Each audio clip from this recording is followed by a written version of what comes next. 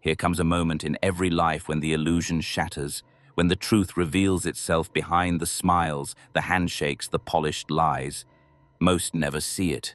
They cling to warmth, to approval, to belonging. But power does not live in warmth. It hides in the shadows.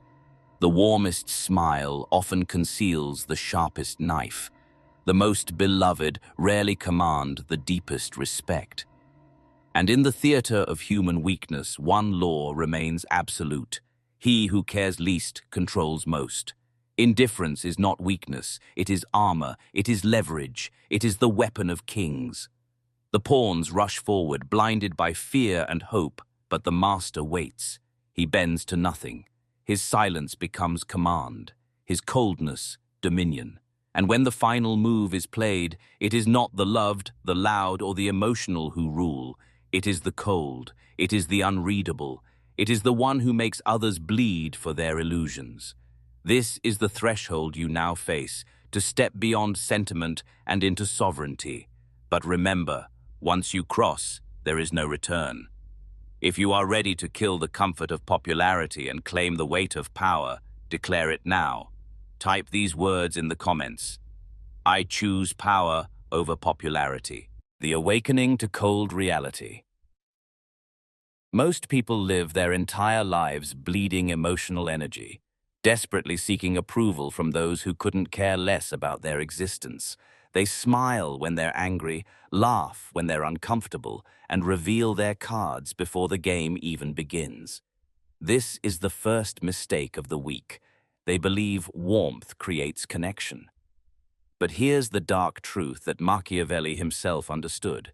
Respect isn't earned through kindness. It's commanded through calculated distance.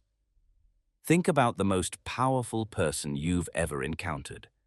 Were they the one sharing their life story at every opportunity, or were they the enigma who spoke only when necessary, whose mere presence shifted the room's energy? The answer reveals itself in every interaction. When you become dangerously cold, you transform from prey to predator in the social hierarchy. The practical application begins now. Tomorrow, in your next conversation, count to 3 before responding to any question. Watch how the silence creates tension, how the other person fills the void with nervous energy. This is your first taste of power, the ability to control the frame through strategic withdrawal. As Robert Greene observed in his Laws of Power, the more you say, the more common you appear. Your coldness isn't cruelty. It's conservation of your most valuable resource, your mystique. Law 1.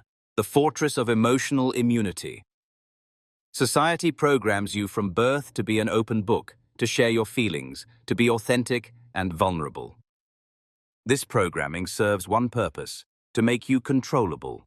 When everyone knows your triggers, your fears, your desires, they hold strings to your soul. The first law of becoming dangerously cold is this: build an impenetrable fortress around your emotional core. Consider the ancient Stoics, who understood that true power comes from internal sovereignty. Marcus Aurelius wrote, "You have power over your mind, not outside events. Realize this, and you will find strength."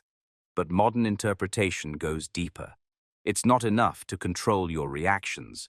You must make others question whether you feel at all. This uncertainty becomes your weapon. Here's your tactical script. When someone attempts to provoke you, maintain eye contact for exactly 2 seconds, then look past them as if they've ceased to exist. Say nothing. Let the silence do your work. This response, or rather non-response, shifts the entire power dynamic. They expected emotion. You gave them void. In that void, their own insecurities multiply. Drop this affirmation in the comments. My silence is my strength. Law 2. The art of selective revelation. Information is currency in the game of power, and most people are bankrupting themselves daily.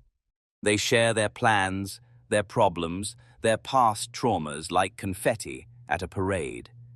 Each revelation is a weakness exposed, a leverage point gifted to potential adversaries. The second law demands you become a vault, opening only when it serves your strategic advantage. Study the behavior of intelligence operatives, master negotiators, and successful CEOs.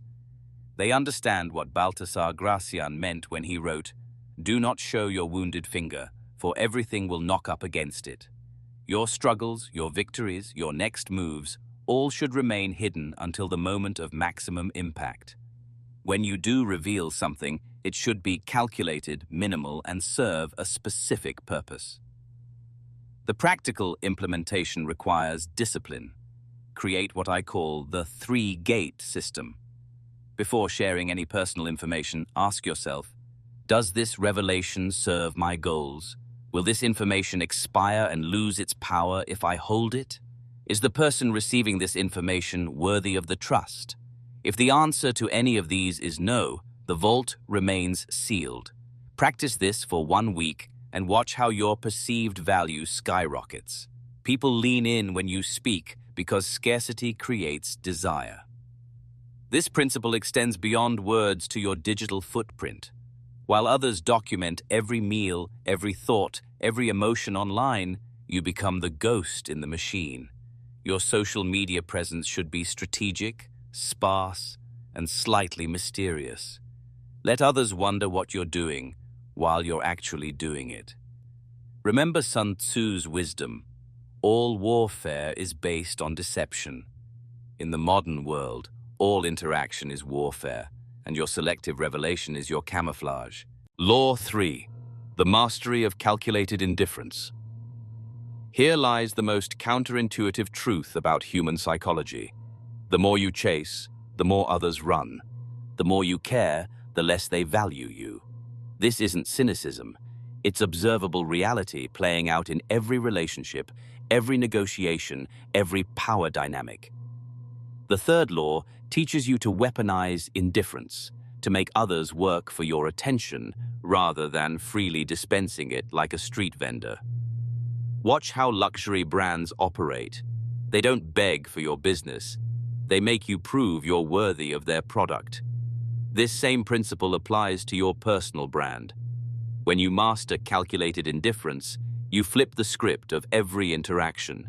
Instead of seeking approval, you become the one whose approval is sought. Instead of chasing opportunities, you become the opportunity others chase. The tactical application begins with your response time. In our hyper-connected world, immediate responses signal desperation. Institute the power delay protocol. Emails get answered in 24 to 48 hours, minimum, texts in 4 to 6 hours, and calls go to voicemail first. This isn't rudeness. It's establishing that your time has value. When you do respond, keep it brief, decisive, and slightly cooler than the energy you received. If they send 3 sentences, you send 1. If they use exclamation points, you use periods. But here's the advanced technique: selective enthusiasm. When you do show interest, make it rare and specific. This creates what psychologists call intermittent reinforcement, the most powerful behavioral conditioning tool known. Your occasional warmth becomes a drug others crave precisely because it's unpredictable and scarce. As Machiavelli noted, men are so simple and so ready to obey present necessities. Create the necessity for your approval, and you control the game. Comment this now. I am the prize, not the pursuer. Law 4. The strategic use of silence as a weapon. Words are the tools of amateurs. Silence is the weapon of masters. In every conversation there exists a hidden battle for frame control, and the one who speaks least often wins most. The fourth law transforms your silence from mere absence of speech into an active force that bends reality to your will. Most people fear silence like they fear death itself, rushing to fill every void with meaningless chatter. This fear becomes your advantage. Consider the interrogation techniques used by intelligence agencies worldwide. They understand that silence creates pressure, and pressure reveals truth. When you master strategic silence, Every interaction becomes your interrogation room. People will reveal their intentions, their weaknesses, their hidden agendas, simply because they cannot bear the weight of your quiet observation. As the Japanese proverb states, the mouth is the source of disaster. Your practical implementation starts with the 7-second rule. In any negotiation or conflict, after making your point, maintain eye contact and count 7 full seconds before speaking again. This gap feels like eternity to the untrained, and they will invariably fill it with concessions, explanations, or revelations that weaken their position. Practice this in low-stakes conversations first. Order coffee, and after stating your order, remain silent. Watch how baristas offer upgrades, discounts, or nervous small talk. The advanced application involves what I call pregnant pauses. When someone asks you a question designed to trap or manipulate you, pause long enough that they begin to doubt their own question. Then respond with a question of your own. This technique, perfected by psychotherapists and power brokers alike, shifts the burden of conversation while maintaining your mysterious authority. Remember, in the symphony of power, silence is not the absence of notes. It's the space that makes the music meaningful. Law 5. The cultivation of unpredictable patterns. Predictability is the death of power. When others can anticipate your moves, they can counter them. When they understand your patterns, they can manipulate them. The 5th law demands you become a shifting shadow, impossible to pin down or categorize. This isn't about being chaotic or unreliable in your commitments. It's about being strategically inconsistent in your methods while remaining ruthlessly consistent in your results. Study the great military strategists throughout history. Napoleon, Hannibal, Sun Tzu, all understood that the moment your enemy could predict your tactics, you had already lost. In the modern social battlefield, everyone is both ally and potential adversary. Your unpredictability keeps them all off balance, unable to form strategies against you because they cannot discern your patterns. As Machiavelli wrote, everyone sees what you appear to be. Few experience what you really are. The tactical implementation requires conscious pattern disruption. If you typically arrive early to meetings, occasionally arrive exactly on time. If you're known for detailed emails, send brief ones periodically. If you always take the same route to work, change it randomly. These seem like small actions, but they create an aura of unpredictability that extends to all your interactions. People cannot manipulate what they cannot predict. But here's the masterful element: strategic consistency within chaos. While your methods vary, your core principles remain ironclad. You might change how you communicate, but never compromise on your boundaries. You might vary your availability, but never your standards. This combination creates what psychologists call cognitive dissonance in others. They know you're formidable, but can't quite figure out how to approach you. In this confusion lies your power. Drop this truth in the comments. Predictability is permission for others to control you. Law 6. The architecture of unshakable boundaries. Boundaries aren't just lines in the sand. They're the walls of your kingdom. Most people treat boundaries like suggestions, allowing others to negotiate, push, and eventually demolish them. This is why they live lives of quiet desperation, constantly drained by energy vampires and manipulation. The 6th law teaches you to construct boundaries so formidable that others don't even consider testing them. Your coldness isn't just a temperature, it's a fortress. Observe how sovereign nations operate. They don't negotiate their borders daily. They establish them once and defend them absolutely. Your personal boundaries must operate with the same non-negotiable authority. When someone crosses a line, there's no discussion, no second chance, no emotional explanation. There's simply consequence, swift and memorable. As Marcus Aurelius understood, you have power over your mind, not outside events. Realize this, and you will find strength. The practical application begins with what I call the declaration protocol. State your boundaries once, clearly, without justification. I don't discuss personal matters at work. Period. No explanation of why, no softening with, I hope you understand. The moment you justify a boundary, you invite negotiation. When someone tests it, don't repeat yourself. Simply act as if they've ceased to exist in that moment. This isn't cruelty. It's clarity. The advanced technique involves preemptive boundary setting. Before entering any new relationship or situation, establish your non-negotiables up front. This prevents future conflicts and filters out those who can't respect your sovereignty. In negotiations, state your walkaway point first. In relationships, communicate your deal breakers early. This approach seems cold to the weak, but to the strong, it signals that you're someone who values our own worth. Your boundaries become your brand, and your brand becomes untouchable. Remember, every time you bend a boundary, you teach others that your lines are drawn in pencil, not stone. Law 7. The monopoly on your attention. Attention is the most valuable currency in the modern world, and most people are spending it like drunken sailors on shore leave. They give it freely to every notification, every drama, every person who demands it. The seventh law establishes you as the Federal Reserve of your own attention. You control the supply, the interest rate, and the distribution. When you become dangerously cold, your attention becomes so scarce that receiving it feels like being knighted. Consider how the ultra-wealthy operate. They don't personally respond to every request, every opportunity, every crisis. They've learned that attention is finite, and where you direct it determines your destiny. While others scatter their focus like seeds in a hurricane, you concentrate yours like a laser, cutting through only what serves your ascension. As Warren Buffett says, the difference between successful people and really successful people is that really successful people say no to almost everything.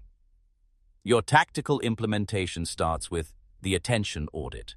For 1 week, track where every hour of your attention goes. You'll discover that most of it is stolen, not given. Social media, pointless conversations, other people's emergencies, all thieves in the night. Once you see the theft, you can stop it. Install barriers, phones on airplane mode, scheduled communication windows, and what I call the royal protocol. You don't respond to summons. You grant audiences. The advanced application involves attention investment strategy. Treat your focus like a portfolio. Diversify, but only into high-return activities. When someone seeks your attention, ask yourself, what's the ROI? If they're not adding value to your life, they're subtracting it. This isn't selfishness, it's self-preservation. Your coldness here isn't emotional, it's economical. You're simply refusing to go bankrupt funding other people's needs while your own goals starve. Comment this declaration. My attention is earned, never demanded. Law 8. The transcendence beyond emotional weather. The final law separates the merely cold from the truly dangerous. Complete transcendence of emotional weather. While others live as victims of their moods, slaves to their feelings, you become the unmoved mover. This isn't about suppressing emotions. It's about experiencing them without being controlled by them. You feel the storm, but remain the mountain. This is the apex of psychological power, the state where you become truly untouchable. Study the ancient samurai code of Bushido, where warriors trained to maintain perfect calm in the face of death. They understood that emotional turbulence clouds judgment and weakens resolve. In modern terms, you're training to maintain what psychologists call emotional granularity, the ability to recognize, categorize, and then transcend your emotional states. While others drown in their feelings, you surf above them, using their energy without being consumed by it. The practical path begins with the observer protocol. When you feel any strong emotion, pause and mentally step outside yourself. Observe the emotion as if you're a scientist studying a specimen. Interesting, I'm experiencing anger. Let me examine its texture, its trigger, its trajectory. This simple shift from participant to observer breaks the emotion's power over you. You still feel it, but you're not ruled by it. The mastery level involves what I call emotional alchemy, transforming every feeling into fuel for your goals. Anger becomes determination, fear becomes preparation, sadness becomes depth, joy becomes momentum. You don't resist emotions, you redirect them. This is why you become dangerous. While others are paralyzed by their feelings, you're powered by them. You've achieved what the Stoics called apatheia, not the absence of passion, but the absence of being passively controlled by it. You've become the eye of every storm, the still point in the turning world. The final transformation, your cold awakening. You've just received 8 laws that most will never understand, let alone master. These aren't just techniques. They're a complete rewiring of your psychological operating system. You now stand at a crossroads that few ever reach. To your left lies the warm, comfortable path of the masses, seeking approval, leaking energy, living as emotional prey. To your right lies the cold, solitary path of the sovereign, commanding respect, conserving power, existing as psychological predator. The choice seems obvious, but here's the final truth. Becoming dangerously cold isn't about becoming cruel or disconnected. It's about becoming so powerful in your self-possession that you can afford to be kind from a position of strength, not weakness. Your coldness is your armor, allowing you to engage with the world on your terms, not theirs. You help others not because you need their validation, but because you choose to from your fortress of power. If you've made it this far, you're not average. You're not another sheep seeking comfort. You're the wolf learning to walk among them undetected. Like this video if you're ready to begin your transformation. Comment, "I choose the cold path," to declare your commitment publicly. Let the universe and your subconscious mind witness your decision. Share this with one person you believe has the strength to handle these truths. And subscribe, because this is just the beginning of your initiation into psychological sovereignty. Remember this as you leave. The weak react. The strong respond. But the masters, they don't need to do either. They simply are, and the world adjusts accordingly. Your coldness isn't your weakness, it's your crown. Wear it like the sovereign you're becoming.